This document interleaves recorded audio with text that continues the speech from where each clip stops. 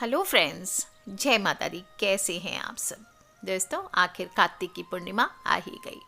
न कार्तिक समो मासो न कृतेन समम युगम, न वेद सदृशम शास्त्रम, न तीर्थम गंगा समम। कार्तिक के समान दूसरा कोई मास नहीं है, सतयुग के समान कोई युग नहीं है, और वेद के समान कोई शास्त्र नहीं है, और गंगा जी के समान कोई तीर्थ नहीं है। हर माह में हम बहुत सारे पर्व मनाते हैं, लेकिन जब कार्तिक का महीना आता है और इसकी पूर्णिमा आती है तो ये आध्यात्मिक रूप से हमारी शारीरिक ऊर्जा संचय के लिए सर्वश्रेष्ठ माना गया है। स्वयं नारायण कहते हैं कि माहों में मैं कार्तिक माह हूँ। और कार्तिक मास का आखिरी दिन पूर्णिमा तिथि होता है। 30 नवंबर को है इस बार कार्तिक पूर्णिमा, यानी सोमवार के दिन है। और कार्तिक पूर्णिमा बहुत ही खास मानी जा रही है। एक तो इस दिन देवों की दीपावली मनाई जाती है, वहीं दूसरी तरफ चंद्र ग्रहण लगता है, और इस बार ये दो शुभ संयोग इस पूर्णिमा को और भी पावन बना रहे हैं। साथ ही आपको बताऊं, जो योग और नक्षत्र हैं वो भी बहुत खास है। सर्वार्थ सिद्धि योग और वर्धमान योग में इस बार कार्तिक पूर्णिमा मनेगी। दोस्तों, इस दिन आखिरी चंद्र ग्रहण भी है साल 2020 का, और एक उपछाया चंद्र ग्रहण हो रहा है, जिसकी वजह से सूतक काल ये मान्य नहीं होगा। उपछाया चंद्र ग्रहण रियल चंद्र ग्रहण नहीं होता है। कहते हैं कि जब पृथ्वी की वास्तविक छाया में न आकर उसकी उपछाया से वापस लौट जाता है, उस स्थिति में चांद पर एक धुंधली सी परत नजर आती है, लेकिन चांद के आकार पर इसका कोई असर नहीं पड़ता। जबकि वास्तविक चंद्र ग्रहण होता है तो चंद्रमा का आकार चेंज हो जाता है। इसमें क्या होगा, सिर्फ एक धुंधली सी परत दिखाई देगी, धुंधलापन लगेगा, बस इसके अलावा कुछ नहीं। कोई भी इसको देख सकते हैं, सिर्फ गर्भवती महिलाएं ना देखें, उनसे निवेदन है। और सभी राशियों पर देखिए, कोई भी चंद्र ग्रहण होता है, कुछ लोग कहते हैं कि ये चंद्र ग्रहण नहीं है, उपछाया चंद्र ग्रहण है, रियल नहीं है। ये सब गलत बात है। जो एक्चुअल ज्योतिष है वो जानते हैं कि कोई भी चंद्र ग्रहण विश्व के किसी भी कोने में हो, इसका असर सभी राशियों पर जरूर पड़ता है। और इस बार तो वृषभ राशि और रोहिणी नक्षत्र में लग रहा है, जिसके कारण वृषभ राशि के लोगों पर सर्वाधिक प्रभाव देखने को मिलेगा। थोड़ी धन संबंधी परेशानियां आपको हो सकती है, विपरीत असर मिल सकता है, लेकिन इसके लिए भी उपाय बताऊंगी आपको दूसरे वीडियो में, आप ध्यान से सुने। भगवान विष्णु की पूजा करें, पीली चीज़ों का दान करें, और अशुभता को, इससे ग्रहण की अशुभता अगले 1 महीने तक रह सकती है, तो इससे अशुभता को कम किया जा सकता है। पूर्णिमा तिथि शुरू होगी 29 नवंबर को 12:47 पर, और 30 नवंबर की दोपहर 2:59 पर पूर्णिमा तिथि पूर्ण होगी। और ग्रहण का प्रारंभ हो रहा है दोपहर को 1:04। ग्रहण का मध्य काल होगा 3:13 पर, और ग्रहण की समाप्ति 30 नवंबर की शाम को ही 5:22 पर होगी। और इस दिन आपको हालांकि ग्रहण का कुछ नहीं करना है, कोई सूतक नहीं लगेगा, पर्दा बंद नहीं करना है भगवान जी का, लेकिन आपको ध्यान रखना है कि पूर्णिमा तिथि है, तो पूर्णिमा के दिन आपको श्री सत्यनारायण की कथा करनी चाहिए, घर को साफ सुथरा करना चाहिए। मुख्य द्वार की चौखट पर हल्दी का उपाय ज़रूर करना चाहिए। हल्दी का पानी डालिए, दोनों तरफ मुख्य द्वार पर हल्दी से स्वस्तिक बनाएं। स्वस्तिक 7 अंगुल का, 9 अंगुल का या 9 इंच का वैसे बनाने को कहा जाता है, लेकिन दक्षिण मुखी घर ना हो तो आप 4 इंच का भी बना सकते हैं। मंगल भाव को प्रकट करता है स्वस्तिक, जीवन में खुशियां भरता है, और अपने आप में एक पिरामिड होता है। कागज का आप एक स्वस्तिक कभी बना लीजिए, और फिर चारों भुजाओं को नीचे से मोड़ कर बीच में से पकड़िए, आप देखिए अपने आप ये पिरामिड बन जाएगा। और स्वास्तिक ज़रूर बनाएं, क्योंकि भाग्यवर्धक है, घर की सारी नकारात्मक ऊर्जा को बाहर भेज देती है। सभी देवी देवताओं का वास है, और कहते हैं कि भगवान गणेश और नारद की शक्तियाँ निहित है। भगवान विष्णु और सूर्य का आसन भी ये स्वस्तिक होता है। स्वस्तिक बनाकर उसके ऊपर आप घर में जिस भी देवता की मूर्ति रखकर पूजन करते हैं, वो तुरंत प्रसन्न होते हैं। यदि आप घर में अपने इष्ट देव की पूजा करते हैं, तो उस स्थान पर उनके आसन के ऊपर आप एक स्वस्तिक बना करके फिर उनको विराजमान कीजिए, फिर देखिए वो कैसे आपके लिए साक्षात काम करते हैं। स्वास्तिक का जो बायां हिस्सा होता है, उसमें गणेश जी की शक्ति का स्थान होता है। गण, जो हम ओम गण गणपते नमः बोलते हैं, उसमें गण का जो बीज स्थान होता है, बीज मंत्र, वो गणेश जी का स्वस्तिक का बायां हिस्सा होता है। इसमें जो 4 बिंदियां होती है, उसमें गौरी, पृथ्वी, कच्छप और अनंत देवताओं का निवास होता है। जो खड़ी रेखा होती है वो सृष्टि की उत्पत्ति का प्रतीक है। जो आड़ी रेखा होती है वो सृष्टि के विस्तार का प्रतीक होता है। चारों दिशाओं किसी भी चीज़ को ले लीजिए, चारों दिशाओं के अधिपति देवता अग्नि, इंद्र, वरुण और सोम की पूजा और सप्त ऋषियों के आशीर्वाद को प्राप्त करने के लिए भी आपको स्वस्तिक बनाना चाहिए। हर चीज़ 4 में आती है, आप ध्यान दें। महत्वपूर्ण सिद्धांत है हमारे 4: अर्थ, काम, मोक्ष, धर्म। 4 वेद हैं, ऋग, यजु, साम, अथर्व। 4 मार्ग हैं, ज्ञान, कर्म, योग, भक्ति। जीवन चक्र भी 4 हैं, जन्म, जवानी, बुढ़ापा, मृत्यु। और बालपन, किशोर अवस्था, जवानी और बुढ़ापा। 4 आश्रम भी हैं, ब्रह्मचर्य, गृहस्थ, वानप्रस्थ और संन्यास। 4 गति हैं, नरक, त्रियंच, मनुष्य और देव की गति। 4 चक्र में मौसम और काल शामिल है। 4 युग हैं, सतयुग, त्रेता युग, द्वापर युग और कलियुग।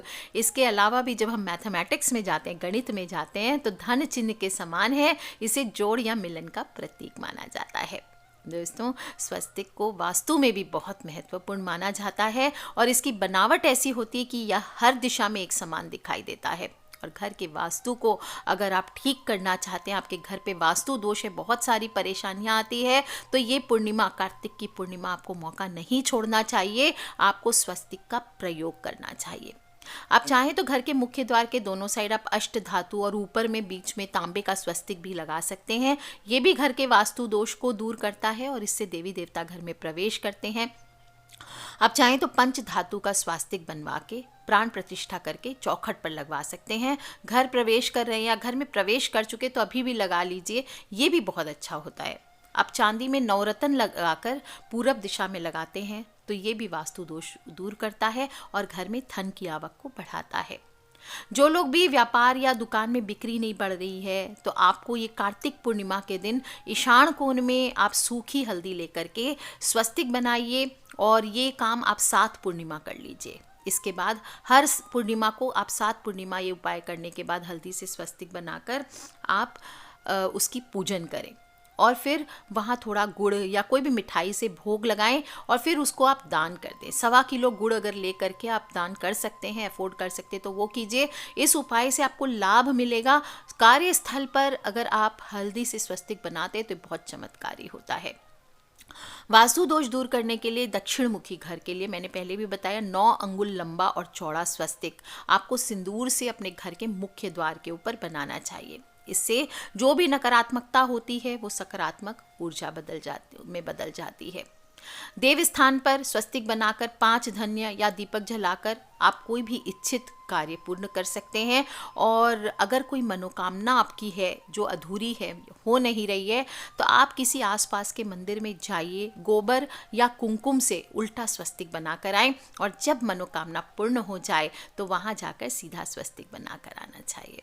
दोस्तों, पूर्णिमा के दिन सुबह उठकर पक्का विश्वास करें, हाथ जोड़कर प्रार्थना करें और विचार करें कि आज तो मेरे घर माता लक्ष्मी आने वाली है। घर को साफ सुथरा कर लीजिए, स्नान आदि से निवृत्त होकर घर को पूरा सुगंधित कर दीजिए। फिर भगवान का पूजन करने के बाद अंत में देहली पूजन करें। कैसे करेंगे? देहली के दोनों साइड में आपको स्वस्तिक चिन्ह बनाना है, उसका पूजन करना है।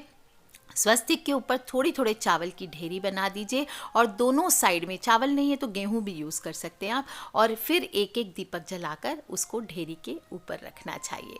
आप देखेंगे कैसे चमत्कारिक ढंग से आपके घर में लक्ष्मी की आवक बढ़ती है, माता लक्ष्मी को अट्रैक्ट करता है, माता लक्ष्मी आपके घर पे ज़रूर प्रवेश करती है। और दोस्तों, वैसे तो लोग सबसे ज़्यादा मांगलिक कार्य करने जाते हैं तो लाल रंग से स्वस्तिक बनाते, केसर से, सिंदूर से, कुमकुम। लेकिन आपको बता दूँ, इस तरह से हल्दी से स्वस्तिक बनाना लक्ष्मी के लिए खास करके किया जाता है। और घर के अगर ईशान या उत्तर दिशा की दीवार पर आप पीले रंग का स्वस्तिक बनाकर रखते हैं तो ये आपके घर में सुख और शांति ज़रूर लेकर के आता है, धन लाभ के रास्ते खुलते हैं। देहरी पर आपको स्वस्तिक बना करके आप चाहें तो माता लक्ष्मी के लिए अपने घर के मुख्य द्वार को और भी खूबसूरत तरीके से सजाइए। देव दिवाली है, हम अपनी दिवाली पे, इंसानों की दिवाली पर घर को जैसे सजाते हैं वैसे ही सजाना चाहिए। रंगोली बनाएं, आम का तोरण लगाएं, इससे माता लक्ष्मी घर में प्रवेश करती है और कृपा घर परिवार पर बनाकर रखती है, सारी नेगेटिव ऊर्जा दूर होती है। दोस्तों, कार्तिक का महीना है, ये काम तो आपको करना ही है। साथ ही साथ इस दिन स्नान करना और स्नान के बाद आपको सूर्य देव को 1 लोटा जल चढ़ाना, ये भी बहुत महत्वपूर्ण माना गया है। इस दिन तीर्थों में स्नान किया जाता है। प्रयागराज हो, अयोध्या, कुरुक्षेत्र, काशी, पुष्कर, किसी भी आप पवित्र नदी तीर्थ स्थल पर स्नान करें, ये बहुत शुभ रहता है। और जब आप करेंगे स्नान तो आपको थोड़ी सी कुशा घास हाथ में लेनी चाहिए। और एक श्लोक भी प्रचलित है, गंगे च यमुने चैव गोदावरी सरस्वती नर्मदे सिंधु कावेरी जले अस्मिन् सन्निधम कुरु। अगर आप घर के बाहर नहीं भी स्नान कर सकते हैं तो घर के अंदर ही कीजिए। कोरोना काल है तो आप घर के अंदर भी आप ये करते हुए आप जल हाथ में लेकर के इस तरह से बोल करके स्नान करें, ये भी बहुत महत्वपूर्ण होता है। इस दिन दीपदान करने की भी प्रथा है, इसलिए बहते पानी में स्नान करने के बाद दीपदान करें। शाम के समय भी नदी आदि पे कर सकते हैं। और शिव जी की पूजा, इस दिन को त्रिपुरारी पूर्णिमा भी कहते हैं, तो शिव जी की पूजा ज़रूर करनी चाहिए। कहा जाता है कि त्रिपुरासुर नाम के दैत्य ने तप करके ब्रह्मा जी से वरदान मांगा कि उसे देवता, स्त्री, पुरुष, जीव जंतु, पक्षी, निशाचर कोई भी ना मार पाए। और इसी वरदान से त्रिपुरासुर अमर हो गया और देवताओं पर अत्याचार करने लगा। तब देवताओं के आग्रह करने पर महादेव ने त्रिपुरासुर के वध का फैसला किया। तीनों लोकों में दैत्य को ढूंढा और कार्तिक पूर्णिमा के दिन महादेव ने प्रदोष काल में अर्धनारीश्वर के रूप में त्रिपुरासुर का वध किया। इस दिन देवताओं ने शिवलोक यानी काशी में जाकर दीपावली मनाई और तभी से ये परंपरा काशी में चली आ रही है। इस दिन दीपदान करने से पूर्वजों की भी कष्टों से मुक्ति मिलती है। श्री सत्यनारायण भगवान की कथा करें, सुने, गीता पाठ करें, विष्णु सहस्त्र नाम का पाठ करें, ओम नमो भगवते वासुदेवाय का जप करें, ओम नमः शिवाय का जप करें। इस तरह से आपको इस दिन व्यतीत करने से आपके जीवन में बहुत सारे सुख प्राप्त होते हैं। पीपल हो तो पीपल के वृक्ष के नीचे इस दिन दीपक जलाना ना भूलें। इससे ऐसा करने से ग्रह दोष दूर होते हैं, घर परिवार में सुख शांति बनी रहती है। और पूर्णिमा की अधिष्ठात्री देवी महालक्ष्मी मानी जाती है, तो इस दिन आप उनका पूजन भी विष्णु भगवान के साथ ज़रूर करें। जो भी मंत्र हो, ओम महालक्ष्मी नमः या ओम श्रीम ह्रीम श्रीम कमले कमलाले, कोई भी मंत्र आप उनका जप करिए। आप देखेंगे इस दिन अगर विष्णु भगवान और माता लक्ष्मी की पूजा करते हैं तो आपको बहुत बहुत फ़ायदा मिलता है। पूर्णिमा के दिन आपको बता दूं कि उपछाया चंद्र ग्रहण भी लग रहा है, तो अगर आपकी कुंडली में चंद्रमा प्रतिकूल है, डिप्रेशन है, अगर नहीं भी पता है कुंडली का पोजीशन, अगर डिप्रेशन ज़्यादा आता है, सोचते हैं, चिंता करते हैं, आपकी कोई भी काम करने जाते हैं, दुर्भाग्य आपका पीछा नहीं छोड़ता, तो इस दिन आपको चावल, दही, दूध जैसी सफ़ेद चीज़ें हैं इसका दान करना चाहिए, क्योंकि ये सभी चीज़ें, वाइट चीज़ें चंद्रमा का प्रतिनिधित्व करती है।